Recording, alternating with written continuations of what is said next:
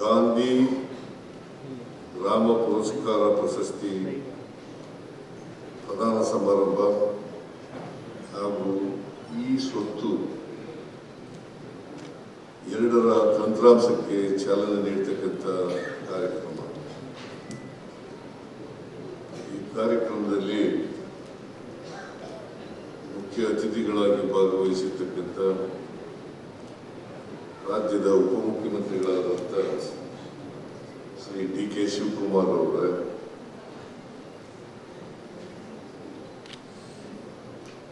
ಗ್ರಾಮೀಣಾಭಿವೃದ್ಧಿ ಮತ್ತು ಪಂಚಾಯತ್ ರಾಜ್ ಸಚಿವರಾದಂಥ ಶ್ರೀ ಪ್ರಿಯಾಂಕ್ ಖರ್ಗೆ ಅವರೇ,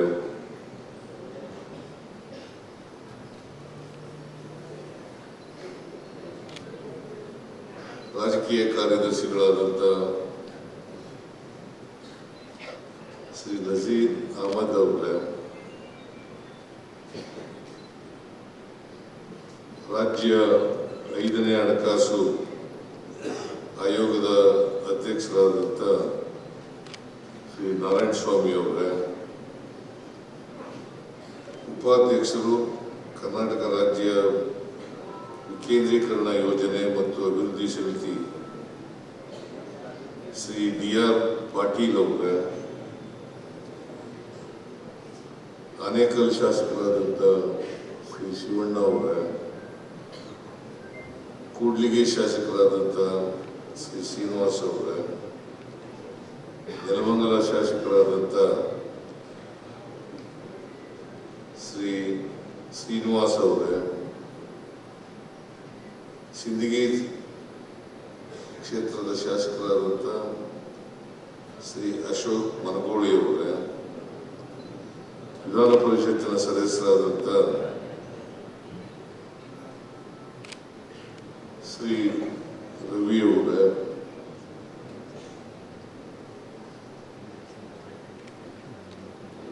ಗ್ರಾಮೀಣಾಭಿವೃದ್ಧಿ ಮತ್ತು ಪಂಚಾಯತ್ ರಾಜ್ ಇಲಾಖೆಯ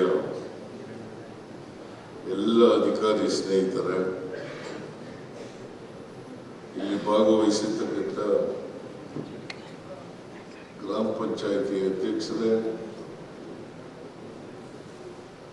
ಇತರ ಎಲ್ಲ ಸ್ನೇಹಿತರ ಸದಸ್ಯರುಗಳೇ,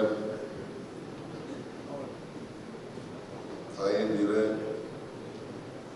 ಮಾಧ್ಯಮ ಗೆಳೆಯರು, ಸಾಂಕೇತಿಕವಾಗಿ 31 ಗ್ರಾಮ ಪಂಚಾಯಿತಿಗಳ ಅಧ್ಯಕ್ಷರಿಗೆ ಗಾಂಧಿ ಗ್ರಾಮ ಪುರಸ್ಕಾರ ಪ್ರಶಸ್ತಿಗಳನ್ನು ಪ್ರದಾನ ಮಾಡಿದ್ದೀವಿ. ಒಟ್ಟು 239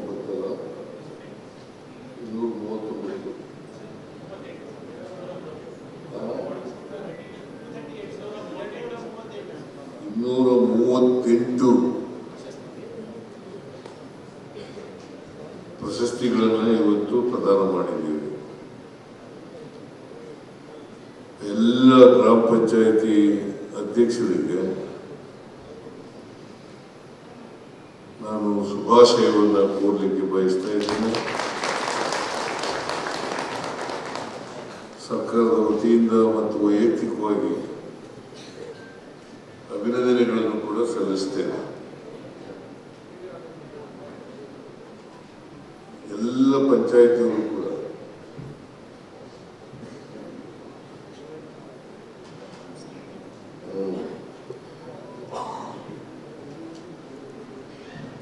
ಪಂಚಾಯಿತಿಗಳು ಕೂಡ ಗ್ರಾಮ ಪಂಚಾಯಿತಿಗಳು ಸುಮಾರು 6,000 ಪಂಚಾಯಿತಿಗಳು, ಬೇರೆ ಪಂಚಾಯಿತಿಯವರು ಕೂಡ ಗಾಂಧಿ ಗ್ರಾಮ ಪುರಸ್ಕಾರ ಪ್ರಶಸ್ತಿಗಳನ್ನು ಪಡ್ಕೊಳ್ಬೇಕು ಅಂತಕ್ಕಂಥ ಆಶಯವನ್ನ ಈ ಸಂದರ್ಭದಲ್ಲಿ ವ್ಯಕ್ತಪಡಿಸಲಿಕ್ಕೆ ಬಯಸ್ತಾ ಇದ್ದೇನೆ. ಇವತ್ತು 238 ಗ್ರಾಮ ಪಂಚಾಯಿತಿಗಳಿಗೆ ಏನು ಗಾಂಧಿ ಗ್ರಾಮ ಪುರಸ್ಕಾರ ಪ್ರಶಸ್ತಿಗಳನ್ನು ನೀಡಿದ್ದೇವೆ.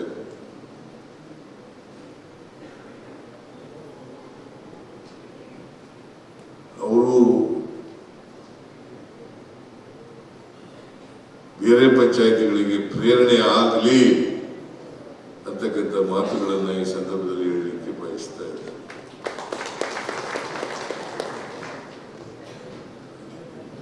ಮಹಾತ್ಮ ಗಾಂಧೀಜಿಯವರು ಹೇಳ್ತಾ ಇದ್ರು,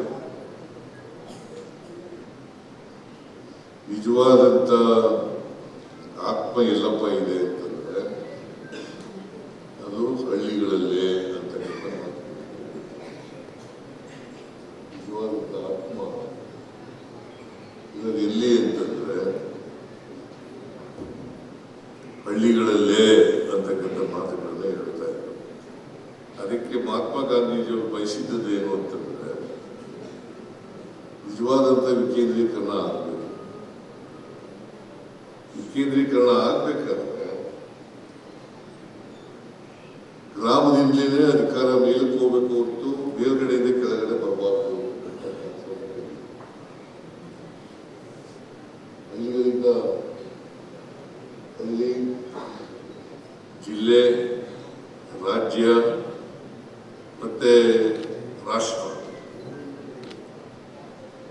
ಆಡಳಿತ ಚೌಸ್ತಂಭದ ಆಡಳಿತ ಆಗಬೇಕು ಅಂತಕ್ಕಂಥ ಕನಸನ್ನ ಕಂಡಿದ್ರು. ಲೋಕಿ ಅವರು ಕೂಡ ಇದನ್ನೇ ಹೇಳಿದ್ರು, ನೆಹರೂರವರು ಇದನ್ನೇ ಕೂಡ ಹೇಳಿದ್ರು. ಹಳ್ಳಿಗಳು ಅಭಿವೃದ್ಧಿ ಆಗದೇನೆ ರಾಷ್ಟ್ರದ ಅಭಿವೃದ್ಧಿ ಆಗಲಿಕ್ಕೆ ಸಾಧ್ಯ ಇಲ್ಲ. ನಮ್ಮ ದೇಶ ಹಳ್ಳಿಗಳ ದೇಶ. ಹಳ್ಳಿಗಳ ಅಭಿವೃದ್ಧಿ ಆಗದೇನೆ ರಾಷ್ಟ್ರ ಅಭಿವೃದ್ಧಿ ಆಗಲಿಕ್ಕೆ ಸಾಧ್ಯ ಇಲ್ಲ ಅಂತಕ್ಕಂಥ ಮಾತುಗಳನ್ನ ಹೇಳ್ತಾ ಇದ್ರು. ಅದಕ್ಕೋಸ್ಕರನೇ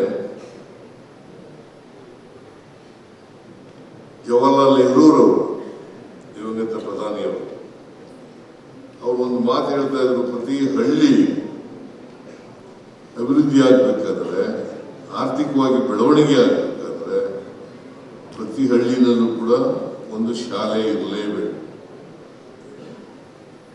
ಶಾಲೆ ಇರಲೇಬೇಕು, ಒಂದು ಪಂಚಾಯಿತಿ ಇರಲೇಬೇಕು,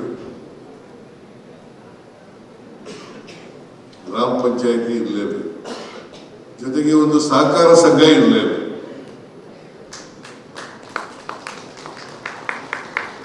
ಇದು ನಾನು ಹೇಳೋದ ಮಾತಲ್ಲ, ಮೊದಲನೇ ಪ್ರಧಾನಿ ಜವಾಹರ್ಲಾಲ್ ನೆಹರೂರವರು ಹೇಳಿದಂಥ ಮಾತುಗಳು. ಒಂದು ಪಂಚಾಯಿತಿ, ಒಂದು ಶಾಲೆ, ಒಂದು ಸಹಕಾರ ಸಂಘ ಇರಬೇಕು. ಆಗ ಮಾತ್ರ ಹಳ್ಳಿಗಳ ಅಭಿವೃದ್ಧಿ ಆಗಲಿಕ್ಕೆ ಸಾಧ್ಯ ಆಗ್ತದೆ. ಇಲ್ಲದೆ ಹೋದ್ರೆ ಸಾಧ್ಯ ಆಗಲ್ಲ ಅಂತಕ್ಕಂಥ ಮಾತುಗಳನ್ನ ಹೇಳ್ತಾರೆ.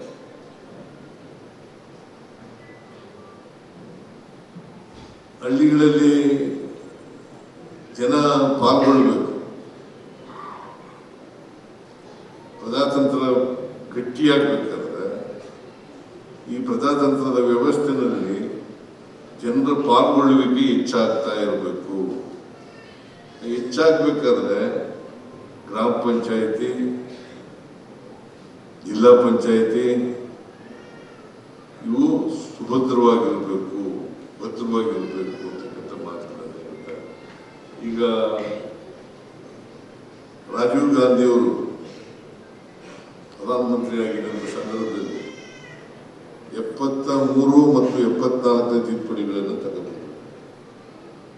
73, 74 ಸ್ಥಳೀಯ ಸಂಸ್ಥೆಗಳಿಗೆ, 74 ನಗರ ಪ್ರದೇಶಗಳಿಗೆ, ಮುನ್ಸಿಪಾಲಿಟಿಗಳಿಗೆ, ಗ್ರಾಮೀಣ ಪ್ರದೇಶಕ್ಕೆ 73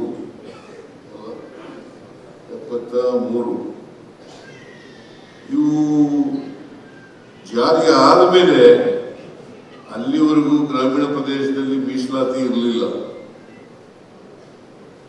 ಮಹಿಳೆಯರಿಗೆ ಮೀಸಲಾತಿ ಇರಲಿಲ್ಲ, ಹಿಂದುಳಿದವರಿಗೆ ಮೀಸಲಾತಿ ಇರಲಿಲ್ಲ,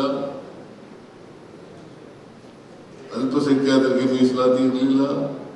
ಅವು ಆದಮೇಲೆ ಮೀಸಲಾತಿ ಬರಲಿಕ್ಕೆ ಎಲ್ಲ ಈ ವರ್ಗದ ಜನರಿಗೆ, ಹಿಂದುಳಿದವರಿಗೆ, ಮಹಿಳೆಯರಿಗೆ. ಗೊತ್ತಾಯ್ತೇನಮ್ಮ? ನೀನು PDOನ ಇಲ್ವಾ? ಯಾರು PDO ಇಲ್ಲ ಗ್ರಾಮ ಪಂಚಾಯತಿ ಅಧ್ಯಕ್ಷರು ಯಾರಿದ್ದಾರೆ? ಕೈ ಎತ್ತಿ.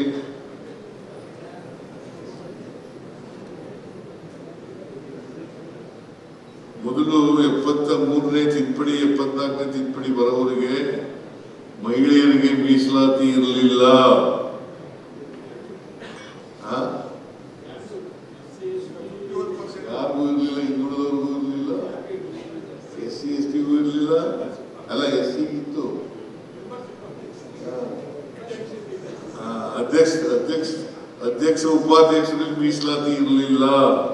ಇದನ್ನ ಮಾಡಿದವರು ಯಾರು? ರಾಜೀವ್ ಗಾಂಧಿ ಮತ್ತು ಕಾಂಗ್ರೆಸ್. ಇವತ್ತು 50% ಮಹಿಳೆಯರಿಗೆ ಮೀಸಲಾತಿ ಇದ್ರೆ ಅದು ರಾಜೀವ್ ಗಾಂಧಿ ಅವರ ಕೊಡುಗೆ, ಕಾಂಗ್ರೆಸ್ಸಿನ ಕೊಡುಗೆ ಅಂತಕ್ಕಂಥದ್ದನ್ನ ಅರ್ಥ ಮಾಡ್ತಾರೆ. ಮಹಿಳೆಯರಿಗೆ ಇದು ಗೊತ್ತಾಗ್ತದ? ಇದನ್ನ ವಿರೋಧ ಮಾಡಿದವರು ಯಾರು ಗೊತ್ತಾ?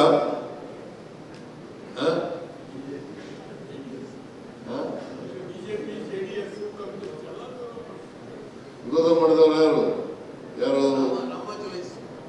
ರಾಮಾ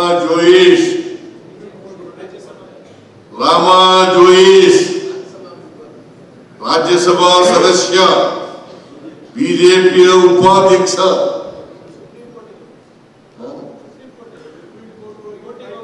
ಸುಪ್ರೀಂ ಕೋರ್ಟ್ ನಲ್ಲಿ ಕೇಸ್ ಹಾಕಿದ್ರು ಇದನ್ನು ಚಾಲೆಂಜ್ ಮಾಡಿ. ಇದನ್ನು ತಿಳ್ಕೋಬೇಕು ನೀವು. ಸುಮ್ಮನೆ ಅವ್ರಿಗೂ ಜೈ ಅನ್ನೋದು ಇವ್ರಿಗೂ ಜೈ ಅನ್ನೋದಲ್ಲ.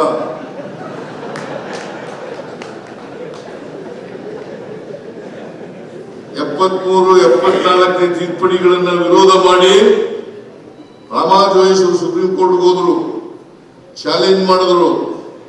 ಲಕಿಲಿ for us, luckily for you, backward classes, minorities and scheduled caste and SC ST, ಅದು ಸುಪ್ರೀಂ ಕೋರ್ಟ್ನವರು ಅವರು ಹಾಕಿದಂತ ಪಿಟಿಷನ್ ಅನ್ನು ರಿಜೆಕ್ಟ್ ಮಾಡಿದ್ರು. ರಿಜೆಕ್ಟ್ ಮಾಡಿದ್ರು. ಅಲ್ಲದೆ ಹಿಂದುಳಿದವರಿಗೆ ಮೀಸಲಾತಿ ಬರ್ತಿರ್ಲಿಲ್ಲ, ಮಹಿಳೆಯರಿಗೆ ಮೀಸಲಾತಿ ಸಿಗ್ತಿರ್ಲಿಲ್ಲ. ಇದನ್ನ ಯಾರು ಮಾಡಿದ್ರು? ರಾಮಾ ಜೋಯಿಸ್. ಏನಾಗಿದ್ರು ರಾಮಾ ಜೋಯಿಸ್? ಬಿಜೆಪಿಯ ರಾಜ್ಯಸಭಾ ಸದಸ್ಯರು, ಕರ್ನಾಟಕದಲ್ಲಿ ಉಪಾಧ್ಯಕ್ಷರು, ಬಿಜೆಪಿ ಉಪಾಧ್ಯಕ್ಷರು. ಆಗ ಮಿಸ್ಟರ್ ಯಡಿಯೂರಪ್ಪ, ಮಿಸ್ಟರ್ ಅನಂತ್ ಕುಮಾರ್, ಈಗ ಯಾರ ಈಚೆಗೆ ಬಂದವರಲ್ಲ, ಈಗ ಯಾರು ವಿರೋಧ ಮಾಡಲಿಲ್ಲ. ನೀವು ತಿಳ್ಕೊಳ್ಳಿ, ವಿಕೇಂದ್ರೀಕರಣಕ್ಕೆ ಹಿಂದುಳಿದವರಿಗೆ, ದಲಿತರಿಗೆ, ಅಲ್ಪಸಂಖ್ಯಾತರಿಗೆ, ಮಹಿಳೆಯರಿಗೆ ಮೀಸಲಾತಿ ಸಿಗಬಾರದು ಅಂತಕ್ಕಂಥದ್ದು ಬಿಜೆಪಿಯವರ ಅನಿಸಿಕೆಯಾಗಿತ್ತು, ಬದ್ಧತೆಯಾಗಿತ್ತು. ಇದನ್ನು ನಾವು ಎಲ್ಲ ಗ್ರಾಮ ಪಂಚಾಯತಿ ಸದಸ್ಯರುಗಳು ಕೂಡ ತಿಳ್ಕೋಬೇಕು ಅಂತಕ್ಕಂಥ ಮಾತುಗಳನ್ನು ಹೇಳಲಿಕ್ಕೆ ಬಯಸ್ತಾ ಇದ್ದೇನೆ. ಆಕ್ಚುಲಿ ಇದನ್ನ ಇವತ್ತು ಪ್ರಾತಿನಿಧ್ಯ ಸಿಕ್ಕಿದ್ರೆ ಹಿಂದುಳಿದವರಿಗೆ, ದಲಿತರಿಗೆ, ಮಹಿಳೆಯರಿಗೆ, ಅಲ್ಪಸಂಖ್ಯಾತರಿಗೆ, SC ST ಜನರಿಗೆ 73 74 ತಿದ್ದುಪಡಿ ಬರೋವರೆಗೆ ಪರಿಶಿಷ್ಟ ಜಾತಿಯವರಿಗೂ ಮೆಂಬರ್ಶಿಪ್ ಮೀಸಲಾತಿ ಇತ್ತು. ಆದರೆ ಅಧ್ಯಕ್ಷ ಉಪಾಧ್ಯಕ್ಷ ಸ್ಥಾನಗಳಲ್ಲಿ ಮೀಸಲಾತಿ ಇರಲಿಲ್ಲ. ಅಧ್ಯಕ್ಷ ಉಪಾಧ್ಯಕ್ಷ ಶಿವಣ್ಣ ಗೊತ್ತಾಯ್ತಾ ನಿಮಗೆ? ಗೊತ್ತಿದೆಯಾ?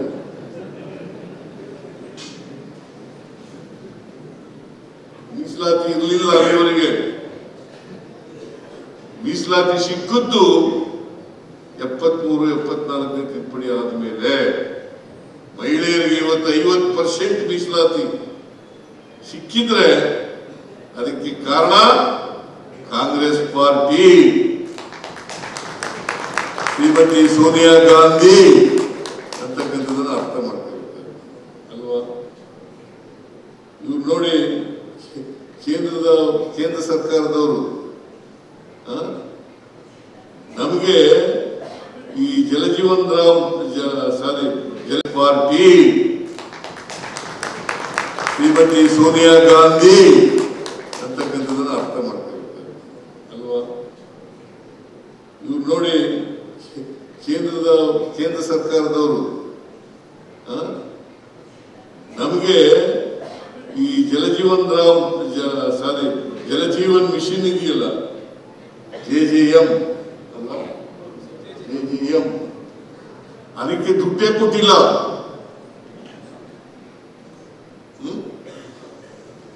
ಮತ್ತೆ ನಿಮ್ಗೇನ್ ಕೋಪ ಬರಲ್ವಾ?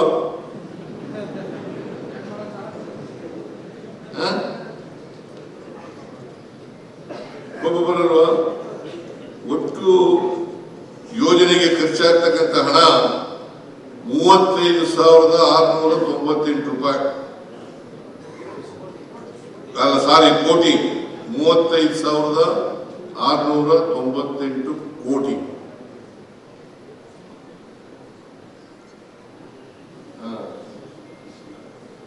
ನಾನೇ ಪತ್ರ ಬರೆದಿದ್ದೀನಿ ಇತ್ತೀಚೆಗೆ. ಅವ್ರು ಎಷ್ಟು ಕೊಡಬೇಕು ಅನ್ನೋದಕ್ಕೆ ಪತ್ರ ಬರೆದಿದ್ದೀನಿ. ರಾಜ್ಯ ಸರ್ಕಾರದ ಪಾಲು ಎಷ್ಟು ಗೊತ್ತಾ? ಗೊತ್ತಿಲ್ಲ. JJM ಅದರ ಹೆಸರು ಮಾತ್ರ ಪ್ರಧಾನಮಂತ್ರಿಗಳು ಹೆಸರು ತಗೊಳ್ಳೋದು. ರಾಜ್ಯ ಸರ್ಕಾರದ ಪಾಲು 24,598.45 ಕೋಟಿ. ಎಷ್ಟು? ಕೇಂದ್ರ ಸರ್ಕಾರದ್ದು ಕೇವಲ ಎಷ್ಟು ಗೊತ್ತಾ?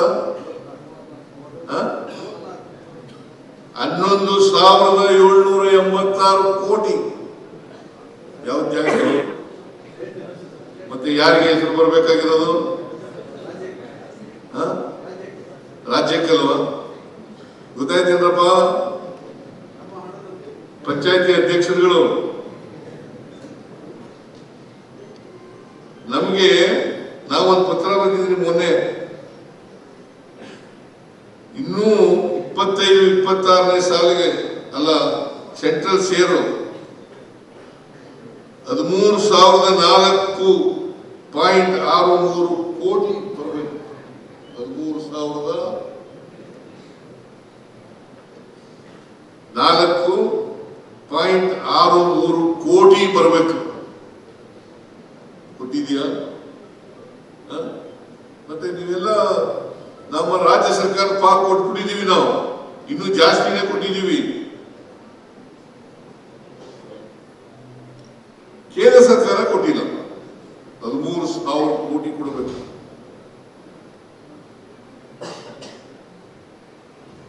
ನಮ್ಮ ಮೇಲೆ ಒತ್ತಡ ಆಗ್ತೀವಿ ನೀವು.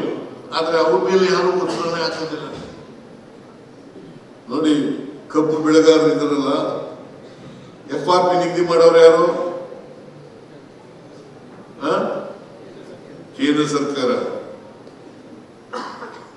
ಆಮೇಲೆ ಅದಕ್ಕೆ ನ್ಯಾಯಯುತವಾಗಿ ಸಕ್ಕರೆಗೆ MSP ನಿಗದಿ ಮಾಡೋರು ಯಾರು? ಕೇಂದ್ರ ಸರ್ಕಾರ. ಎಥನಾಲ್ ಹಂಚಿಕೆ ಮಾಡೋರು ಯಾರು? ಕೇಂದ್ರ ಸರ್ಕಾರ. ಯಾಕೆ ನಮ್ಮನ್ನ ಜಾರಿಸ್ತಿದೆ? ಮೆಕ್ಕೆಜೋಳ MSP ನಿಗದಿ ಮಾಡೋರು ಯಾರು? 2,400 ರೂಪಾಯಿ ಒಂದು ಕ್ವಿಂಟಾಲ್ ಮಾಡಿದ್ದಾರೆ. ಅದನ್ನು ಇತ್ಯರ್ಥ ಮಾಡಿದೆ ನಾನು. ಕಬ್ಬನ್ನು ಇತ್ಯರ್ಥ ಮಾಡಿದೆ, ಮೆಕ್ಕೆಜೋಳದ್ದು ಇತ್ಯರ್ಥ ಮಾಡಿದ್ದೀನಿ. ರೈತರಿಗೆ ಏನಾದ್ರು ಬದ್ಧತೆ ಇದ್ರೆ ಅದು ಕರ್ನಾಟಕದಲ್ಲಿ ನಮ್ಮ ಸರ್ಕಾರ, ಕಾಂಗ್ರೆಸ್ ಸರ್ಕಾರ ಅಂತಕ್ಕಂಥದ್ದನ್ನು ಈಗ ಬಯಸ್ತಾ ಇದೆ. ಕೇಂದ್ರ ಸರ್ಕಾರ ಅವನು ಜೋಶಿ ನಾಗರಿಕ ಸೇವೆಗಳ ಸಚಿವ, ಆಹಾರ ಮತ್ತು ನಾಗರಿಕ ಸೇವೆಗಳ ಸಚಿವ ಪ್ರಹ್ಲಾದ್ ಜೋಶಿ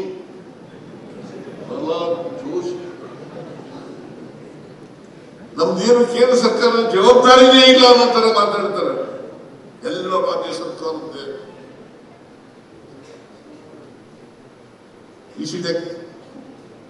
ಗೊತ್ತಾ ನಮಗೆ? ನಿಮಗೆ ಒಂದು ವರ್ಷಕ್ಕೆ ಎಷ್ಟು ತೆರಿಗೆ ಕೊಡ್ತೀವಿ ಅಂತ ನಿಮ್ಗೆ ಗೊತ್ತಾ?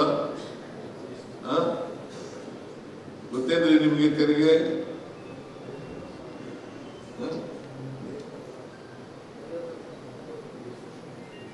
45 ಲಕ್ಷ ಕೋಟಿ, ಸುಮಾರು 45,000 ಕೋಟಿ. 45,000 ಕೋಟಿ ನಮ್ಗೆ ಎಷ್ಟು ಗೊತ್ತಾ ವಾಪಸ್ ಬರೋದು? ₹1 ಕೊಟ್ಟರೆ ತೆರಿಗೆ ರೂಪದಲ್ಲಿ ನಾವು ಕೇಂದ್ರಕ್ಕೆ ನಾವು ಬರೋದು 13ರಿಂದ 14 ಪೈಸೆ ಮಾತ್ರ. ಎಷ್ಟಪ್ಪ? ಅದರಲ್ಲಿ ನಾವೆಲ್ಲ ನಿಮಗೂ ಕೊಡಬೇಕು. 45,000 ಕೋಟಿ ತೆರಿಗೆ ಕೊಟ್ಬಿಟ್ಟು ನಮ್ಗೆ ವಾಪಸ್ಸು ₹1 ಕೊಟ್ರೆ ₹1 ಎಷ್ಟು ಪೈಸೆ ಇರೋದು? 100 ಪೈಸೆ. ನಮ್ಗೆ ಎಷ್ಟು ವಾಪಸ್ ಬರೋದು? 13-14 ಪೈಸೆ ಮಾತ್ರ. ನ್ಯಾಯನಾ? ಇದು ಕೇಳಿದ್ರೆ ಕಾಲ್ಕಂತ ಜಗಳಕ್ಕೆ ಬರ್ತಾರೆ. ನಾನು ಯಾಕೆ ಹೇಳ್ತಾ ಇದ್ದೀನಿ ಅಂತಂದ್ರೆ, ಇದೆಲ್ಲ ಪಾಪ ಪ್ರಜ್ಞಾವಂತ ಚೇರ್ಮನ್ಗಳಿದ್ದೀನಿ ಅನ್ನೋ ಕಾರಣಕ್ಕೋಸ್ಕರ ಹೇಳ್ತಾ ಇದ್ದೀನಿ. ಪ್ರಜ್ಞಾವಂತ ಚೇರ್ಮನ್ಗಳಿದ್ದೀನಿ ಅಂತಕ್ಕಂಥದ್ದು ಹೇಳಲಿಕ್ಕೆ ಬಯಸ್ತಾರೆ. ನೀವು ತಿಳ್ಕೋಬೇಕು ಇದನ್ನೆಲ್ಲ. ಈಗ ಈ ಸ್ವತ್ತು ಇವತ್ತು ತಂತ್ರಾಂಶ ಚಾಲನೆ ಕೊಟ್ಟಿದ್ದೀವಲ್ಲ, ಕಾರಣ ಯಾಕಪ್ಪ ಅಂತಂದ್ರೆ ಗ್ರಾಮ ಪಂಚಾಯತಿಗಳ ಆದಾಯ ಹೆಚ್ಚಾಗಬೇಕು ಅನ್ನೋ ಕಾರಣ. ಗ್ರಾಮ ಪಂಚಾಯತಿಗಳ ಆದಾಯ ಹೆಚ್ಚಾಗಬೇಕು. ಹೆಚ್ಚಾಗ್ಲಿ ಅನ್ನೋ ಕಾರಣಕ್ಕೋಸ್ಕರನೇ ಈ ಸ್ವತ್ತುಗಳು ಸುಮಾರು ನಾವು ಎಷ್ಟು 1 ಕೋಟಿನ 95 lakhs 95 ಲಕ್ಷಕ್ಕೂ ಹೆಚ್ಚು ಸ್ವತ್ತುಗಳನ್ನ ಇವತ್ತು ನಾವು ಈ ತಂತ್ರಾಂಶದ ಮೂಲಕ ಈ ಸ್ವತ್ತುಗಳನ್ನ ತಂತ್ರಾಂಶಕ್ಕೆ ಒಳಪಡಿಸ್ತಕ್ಕಂಥ ಕೆಲಸ. ಅವೆಲ್ಲ ಗ್ರಾಮ ಪಂಚಾಯತಿ ಆದಾಯ ಬರ್ತಾ ಇರಲಿಲ್ಲ. ಈಗ ಎಷ್ಟು ಜಾಸ್ತಿ ಆಗಿದೆ? 1778 ಕೋಟಿ. ಇನ್ನೂ ಜಾಸ್ತಿ ಆಗುತ್ತೆ. 2,000 ಕೋಟಿಗೂ ಜಾಸ್ತಿ ಆಗುತ್ತೆ. ನೀವೆಲ್ಲ ಮಾಡ್ಬೇಕಲ್ಲ. ಆಮೇಲೆ ಶಾಲೆಗಳಿಗೆ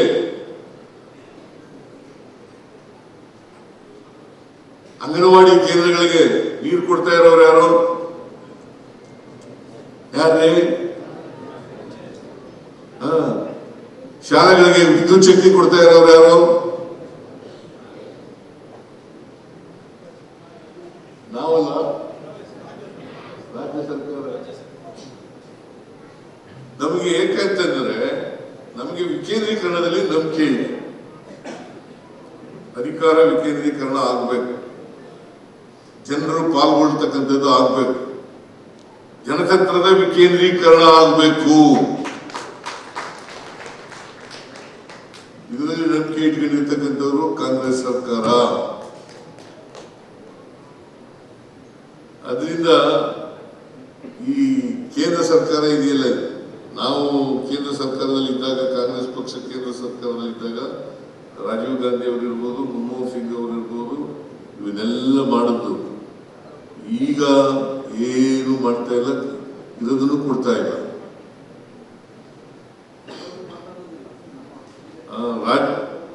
ಪ್ರಧಾನಮಂತ್ರಿ ವಸತಿ ಯೋಜನೆ ಅಂತ ಅನ್ನೋದು ದುಡ್ಡು ಮಾತ್ರ ಕೊಡಲ್ಲ.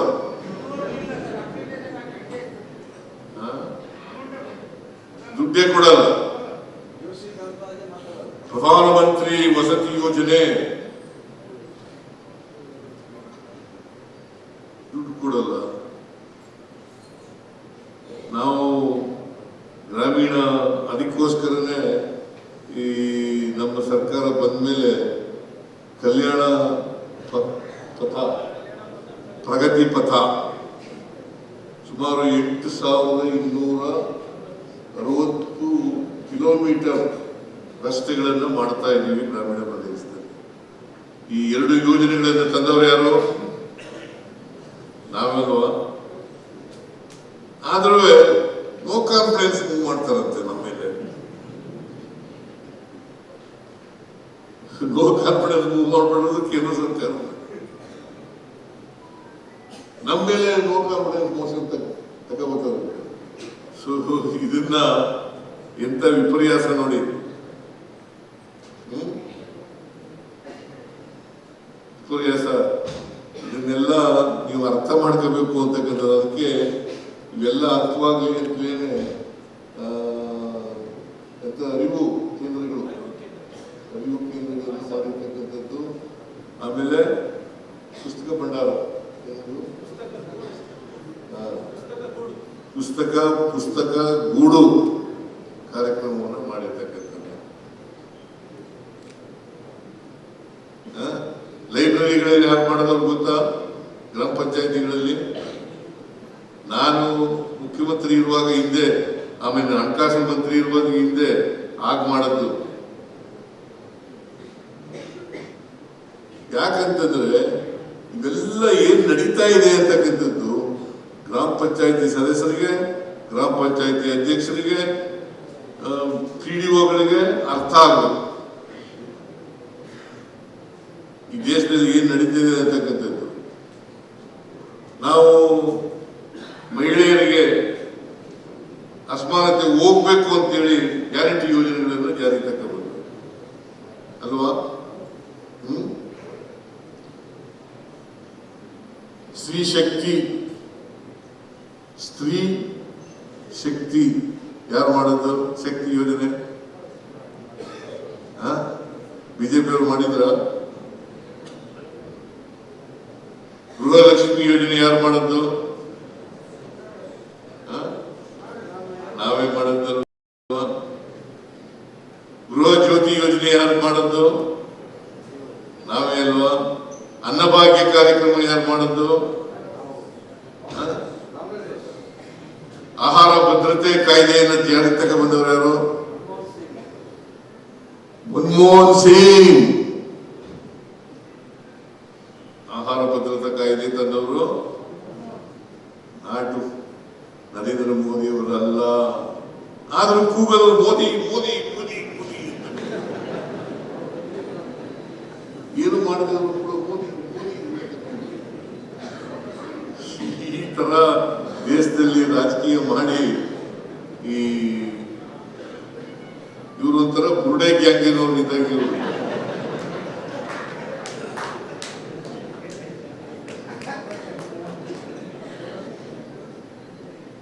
ಏನೇ ಇರಲಿ, ನಾನು ಹೆಚ್ಚು ಮಾತಾಡಕ್ಕೆ ಹೋಗಲ್ಲ. ಪಂಚಾಯಿತಿಗಳು ಸುಭದ್ರ ಆಗಬೇಕು. ಪಂಚಾಯಿತಿಗಳು ಎಲ್ಲ ಸವಲತ್ತುಗಳನ್ನು ನಾಗರಿಕರಿಗೆ ಒದಗಿಸ್ಕೊಡ್ತಕ್ಕಂಥ ಶಕ್ತಿ ಕೇಂದ್ರಗಳಾಗಬೇಕು. ಅವರ ಆದಾಯ ಹೆಚ್ಚಾಗಬೇಕು. ಅವು ನಿಜವಾದ ಅರ್ಥದಲ್ಲಿ ಅವು ಶಕ್ತಿ ಕೇಂದ್ರಗಳಾಗಿ ಮಾರ್ಪಾಡಾಗ್ತಕ್ಕಂಥ ಕೆಲಸವನ್ನು ನಾವು ನೀವೆಲ್ಲ ಮಾಡಬೇಕು. ಇವತ್ತು ಏನು ಗಾಂಧಿ ಗ್ರಾಮ ಪುರಸ್ಕಾರ ಪ್ರಶಸ್ತಿಗಳನ್ನು ತಗೊಂಡಿದ್ದೀರಿ, ಅವರೆಲ್ಲರೂ ಕೂಡ ಮಾರ್ಗದರ್ಶನ ಮಾಡ್ತಕ್ಕಂಥ ರೀತಿಯಲ್ಲಿ ಇರಬೇಕು. ಬೇರೆ ಪಂಚಾಯಿತಿಗಳು ಕೂಡ ಗಾಂಧಿ ಗ್ರಾಮ ಪುರಸ್ಕಾರಗಳನ್ನು ಪಡ್ಕೊಳ್ಳಲಿಕ್ಕೆ ಪ್ರಯತ್ನವನ್ನು ಮಾಡಬೇಕು. ಅದು ಮಾಡ್ತೀರಿ ಅಂತಕ್ಕಂಥ ವಿಶ್ವಾಸ ಇದೆ. ನೀವೆಲ್ಲ ಗ್ರಾಮ ಪಂಚಾಯತಿ, ನಾನು ತಾಲೂಕಾ ಬೋರ್ಡ್ ಮೆಂಬರ್ ಆಗಿದ್ದು 1978ನೇ ಇಸ್ವಿನಲ್ಲಿ. ಆಗಿನ್ನೂ ಇದು ಬಂದಿರಲಿಲ್ಲ.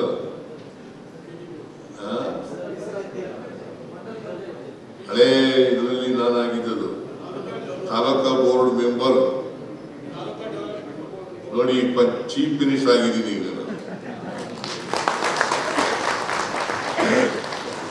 ತಾಲೂಕಾ ಬೋರ್ಡ್ ಮೆಂಬರ್ ಆಗಿದ್ದೇನೆ 78ನಲ್ಲಿ. 5 ವರ್ಷ ತಾಲೂಕಾ ಬೋರ್ಡ್ ಮೆಂಬರ್ ಆಗಿದ್ದೆ.